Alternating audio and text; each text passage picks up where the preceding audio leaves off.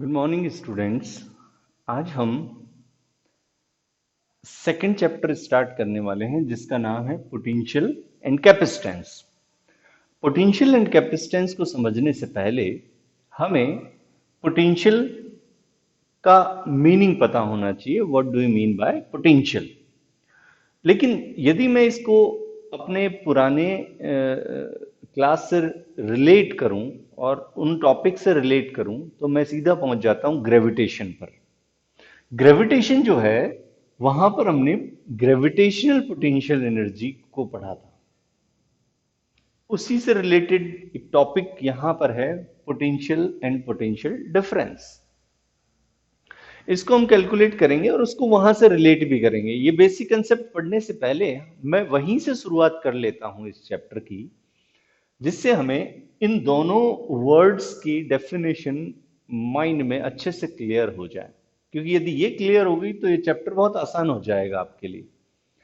तो let's start with potential and potential difference. लेकिन यदि मैं इसको को रिलेट करूं तो सबसे पहले मुझे जाना पड़ेगा, स्टार्टिंग करनी पड़ेगी मुझे कहां से? कंजर्वेटिव फोर्सेस से। Conservative forces. अब हम ये देखते हैं कंजर्वेटिव फोर्सेस होते क्या हैं। तो 11th क्लास में हमने पढ़ा था कि conservative forces are those forces that does not depend on path. The work done by these forces does not depend on path, that depends on initial and final position of the particle.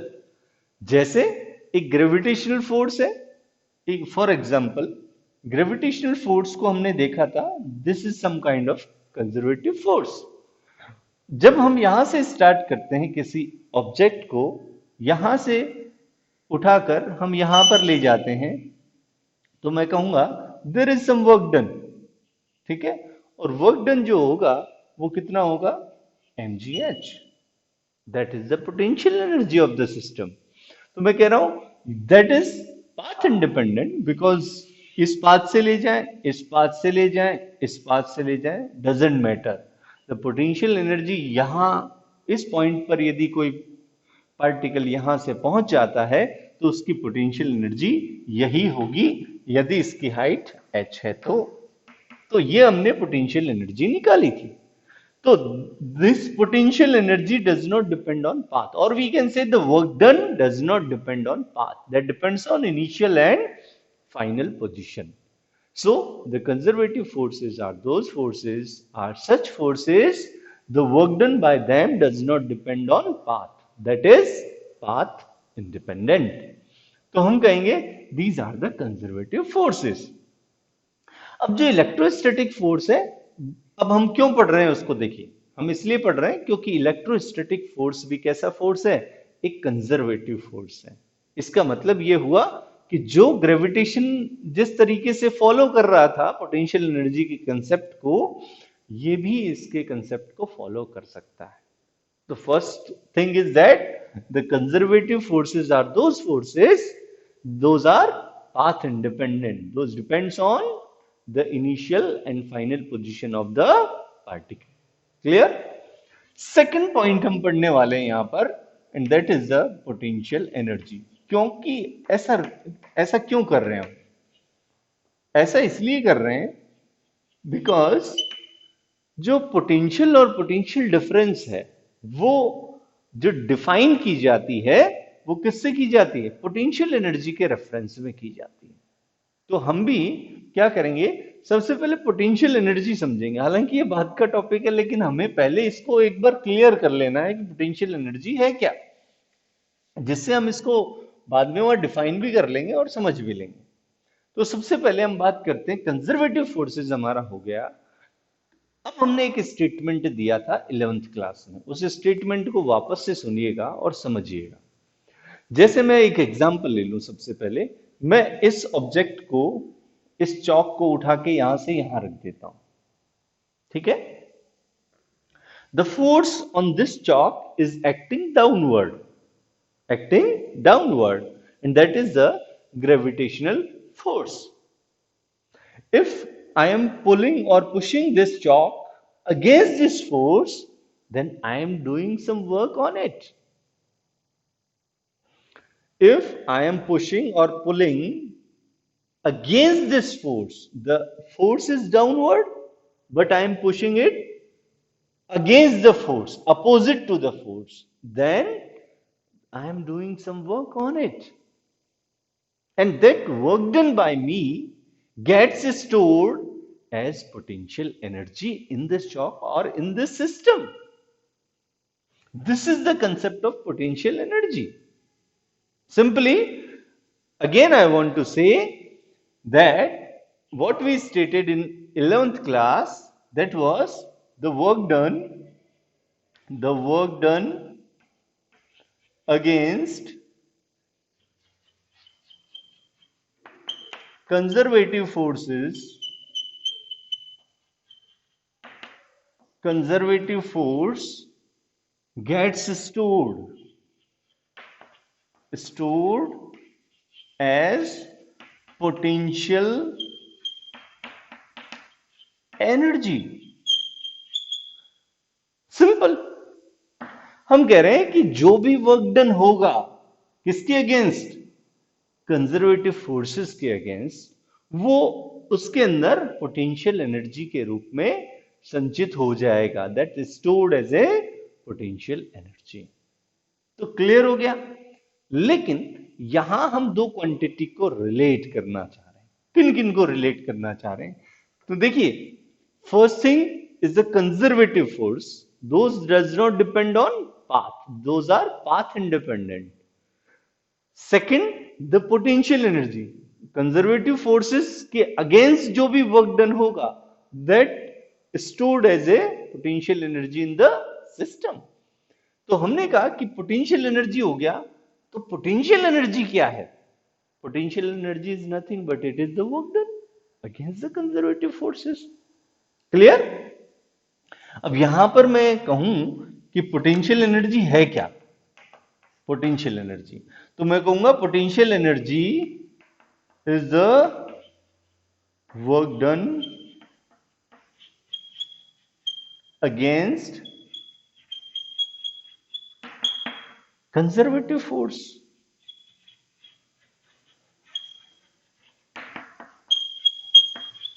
Forces, simple. मैं कहूंगा कि यदि मैं किसी conservative force के against work done करूंगा तो मुझे क्या मिल जाएगा? उसके अंदर पोटेंशियल एनर्जी आ जाएगी, और वो पोटेंशियल एनर्जी जो है इस तरीके से हम कैलकुलेट कर सकते हैं। तो हमने तरीका निकाला, तो अल्टीमेटली हम किस कंक्लूजन पर पहुंच गए? कंक्लूजन हमारा निकला कि basically the main thing is, main quantity is work done. This is an important quantity जिसको हम पढ़ना चाह रहे हैं यहां पर कि वर्क डन क्या है। वर्क डन निकालने के हमारे पास बहुत सारे तरीके जो हमने 11th क्लास में सीख लिए हैं। पहला तरीका, बोले साहब मैं इसको यहां से यहां डिस्प्लेस करूं तो क्या होगा? मैं वर्क डन निकाल सकता हूं। मेरे पास फॉर्मूला है, स्मॉल डिस्प्लेसमेंट के लिए F vector dot dr vector से निकाल दो, वर्क डन आ जाएगा। वर्क डन आ गया तो पोटेंशियल एनर्जी आ जाएगी, तो मुझे इजी हो जाएगा मेरा। लेकिन वो फोर्स कैसा होना चाहिए? कंजर्वेटिव फोर्स होना चाहिए जिसके अगेंस्ट हम वर्क कर रहे हैं। यदि कंजर्वेटिव फोर्सेस नहीं होगा तो उससे होता क्या है, दूसरे फोर्सेस के अगेंस्ट यदि हम काम करेंगे तो कुछ एनर्जी जो है वो रेडिएशन के रूप में निकल जाएगी, तो वो सारी की सारी एनर्जी उसमें कंजर्व नहीं होगी, सारी की सारी कन्वर्ट नहीं होगी, अदर मीन्स से वो डिसिपेट हो जाएगी या रेडिएट हो जाएगी, जिससे हम उसको कैलकुलेट नहीं कर पाएंगे। इसलिए हम बार बार कंजर्वेटिव फोर्सेस की बात कर रहे हैं। तो अब देखिए, हम यहां पर कह रहे हैं कि जो वर्क डन हमें निकालना होगा वो इजी हो जाएगा, और इसी से हम डिफाइन करेंगे दो quantities, important quantities, and those are potential and potential difference. ये समझ में आ गया होगा, इसको मैं हटा देता हूं और फिर अब आगे एक्सप्लेन करता हूं जिससे हम इस टॉपिक को क्लियर कर सकें। नाउ अब हम मेन डेफिनेशन, मेन टॉपिक पर आ चुके हैं, और वो टॉपिक सबसे पहला हमारा है, इन्हीं को साथ में डिफाइन करेंगे। देखिए, पोटेंशियल डिफरेंस को डिफाइन करने के लिए अब हम एक यहां पर फील्ड ले लेते हैं, एक डायग्राम बना देता हूं जिससे हमें क्लियर हो जाए। एक ये फील्ड ले लिया। अब कुछ फर्स्ट लेसन में जो हमने पढ़ा उसको थोड़ा सा रिवाइज कर लेते हैं। ओके, मैं कहता हूं कि this is the direction of the electric field. ये हमारा इलेक्ट्रिक फील्ड है, इसकी डायरेक्शन ये है हमारे पास। क्लियर? इलेक्ट्रिक फील्ड की डायरेक्शन ये है। मैं दो पॉइंट्स लेता हूं यहां पर, एक तो ले लेता हूं ए और दूसरा ले लेता हूं बी। क्लियर? अब मैं कहूंगा कि मैं एक चार्ज इस बी पर रखा हुआ है। सपोज करो there is a charge situated on B and that point lies in electric field. External electric field के अंदर ये पॉइंट लाई कर रहा है। तो होगा क्या? प्रीवियस चैप्टर से हमने क्या सीखा है? हमने सीखा है कि इस चार्ज पर एक फोर्स एक्ट करेगा। Because it is positive charge, the force will act along the electric field. क्योंकि हमने, देखिए वापस से रिवाइज कर लें, हमने सोचा था कि भाई पॉजिटिव जो है वहां से फील्ड लाइन स्टार्ट होती है और नेगेटिव में एंटर कर जाती है। तो this will attract towards the, this is for understanding only, this will attract to the negative charge. That's why the force will act like this. Okay, and the force will be QE. Okay, इस तरीके से हमने first chapter में कुछ चीजें पढ़ ली थी, electric field को डिफाइन किया था उस समय। तो मैं कह रहा हूं there is a force QE will act on this charge towards the electric field. Electric field की ओर एक फोर्स लगेगा, along this electric field we can say, एक फोर्स लगेगा और उसकी वजह से ये यहां डिस्प्लेस होना शुरू हो जाएगा। फोर्स लगेगा तो डिस्प्लेसमेंट भी होगा। लेकिन अब हम पोटेंशियल और एनर्जी के कंसेप्ट पे आते हैं कि पोटेंशियल एनर्जी क्या है। तो मैं कहूंगा कि मान लीजिए मैं इसको यहां से यहां पुश करूं, that is tending to move towards this direction. The charge is tending to move in this direction, but we are forcing it to move in this direction. We are forcing the charge to move in this direction, to displace in this direction. That's why we are doing some work on it. We are doing some work on it because the force is conservative forces. That's why the work done will store as potential energy in the system. और we can से यहां से यहां तक जब मैं ले जाऊंगा तो मुझे कुछ वर्क करना पड़ेगा और वो सारा का सारा वर्क इसके अंदर पोटेंशियल एनर्जी के रूप में स्टोर हो जाएगा। But again I want to say that if I displace or carry this charge from this point to this point, it doesn't matter the path is, what is the path? It doesn't matter because there is a conservative forces. The work done does not depend on path. So हम इसको straight path ही ले लेते हैं क्योंकि path पर depend तो करना नहीं है. That's why I just carry this charge from point B to point A, and that is also situated in the electric field. Or what we are doing is we are just carrying the charge from point B to point A. Both the point lies in electric field. So we are doing some work because we are pushing it, we are carry this charge against this force. That's why we are doing some work, and the work gets stored as potential energy in this charge or in this system. So the work done from this to this, we know about that. So the definition of potential difference, I just write in short term. Potential difference क्या हो जाएगा? Potential difference होगा to carry a charge from point B to point A lies in the electric field as shown in diagram is called potential difference if the charge is unit positive charge. Clear? बोले साहब आपने define किया, बिल्कुल थोड़ा सा ही difference है दोनों में डेफिनेशन में। देखिए I am just carrying the charge from B to point A. The work done is called potential energy.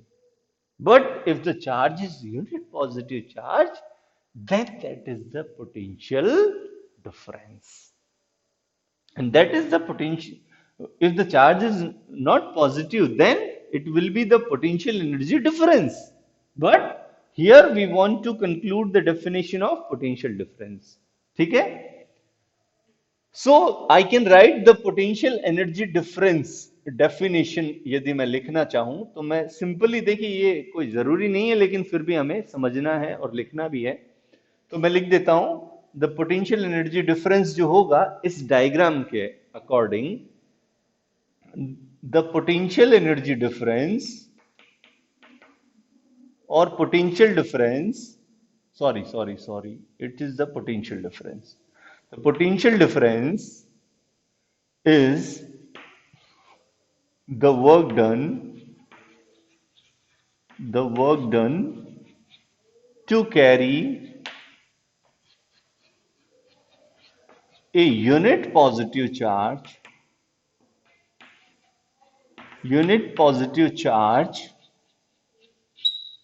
from point A to point B. Point B lies in electric field. Simple. Unit positive charge को electric field में कोई दो point से, एक point से दूसरे point की ओर लाएंगे तो that will be the potential difference. और इसके लिए एक मान लीजिए यहां पर पोटेंशियल VA है और यहां पर पोटेंशियल VB है, जिसको हमने अभी डिफाइन नहीं किया, डिफाइन करने वाले हैं. तो मैं कहूंगा कि VA पर पोटेंशियल ज्यादा होगा, इसलिए VA minus VB is equals to W upon Q nought कर देते हैं. तो this is the formula for potential difference. ठीक है, this is the potential difference is the work done to carry a charge, unit positive charge, from point A to point B lies in electric field. एक unit positive charge को, तो work done against, ये भी लिख सकते हैं work done against the force, against the conservative force, पूरा लगाना पड़ेगा, conservative force. The potential difference is the work done against the conservative force to carry a unit positive charge from point A to point B lies in electric field. Because as shown in diagram, this is the electric field. तो मैंने ये नहीं लिखा because electric field जो होगा उसमें जो force लगेगा वो कंजर्वेटिव ही होगा, इसलिए आप इसको नहीं भी लिखें तो भी चल जाएगा, लेकिन लिख दें तो और क्लियर हो जाएगा कि these types of forces are conservative forces. तो हम कहेंगे this is the definition of the potential difference. तो पोटेंशियल डिफरेंस हो गया. अब हम इसको कोरिलेट करेंगे किससे? पोटेंशियल से. अब पोटेंशियल से इसी में कोरिलेट कर लेते हैं जिससे दोनों डेफिनेशन एक साथ हो जाएगी. हम कह रहे हैं कि मैंने कहा कि भाई VA minus VB is equals to W upon Q nought, and Q nought, if the Q nought is unit positive charge, then the work done is called the potential difference. Okay, now the definition of the potential. अब मैं क्या कर रहा हूं वो ध्यान दीजिएगा. Potential क्या है वो समझ लीजिए. हम कह रहे हैं कि भाई पोटेंशियल तो हमने डिफरेंस तो कैलकुलेट कर लिया है, अब हम देखना चाह रहे हैं पोटेंशियल. मैं सपोज करो क्या करता हूं, इस जो चार्ज था हमारा, इसको यहां न लेकर इसको, इस पॉइंट को जो है बी पॉइंट को मैं कहां ले जाता हूं? इन्फिनिटी पर ले जाता हूं. ओके, मैं कहां ले जाता हूं? इस बी पॉइंट को इन्फिनिटी पर ले जाता हूं और वहां से मैं स्टार्ट करता हूं इस चार्ज को कैरी करना और कहां तक लेकर आता हूं? पॉइंट ए तक लेकर आता हूं. मैं डिफाइन करना चाह रहा हूं कि पोटेंशियल क्या होता है.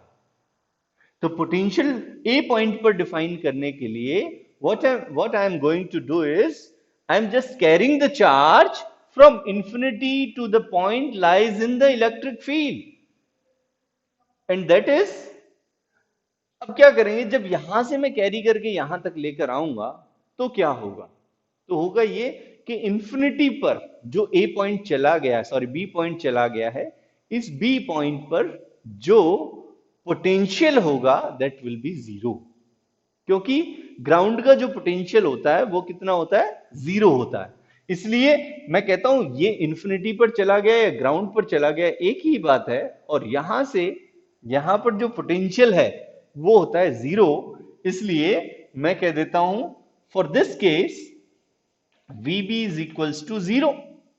तो मेरे पास इस इक्वेशन से VA कितना आ जाएगा बेटा, that will be equal to W upon Q nought, that is second equation. अब इसको डिफाइन भी कर सकते हैं, सिंपली डिफाइन हो गया ना भाई, this is nothing but this is also the work done against conservative forces to carry a charge from infinity to the point lies in the electric field. Okay, so I can write the potential at any point lies in electric field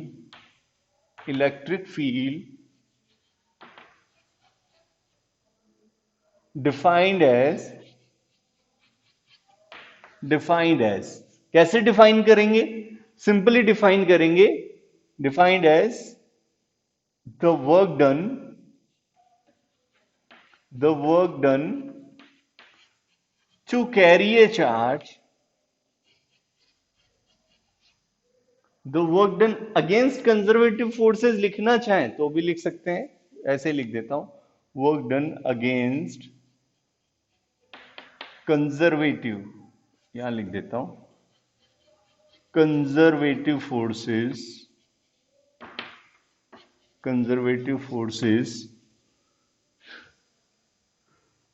to carry a charge, carry a unit positive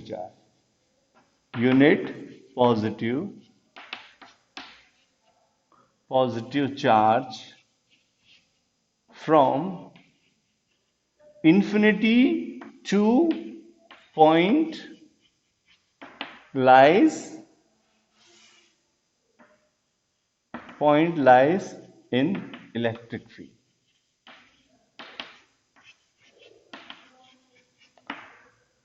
This is the definition of potential at this point.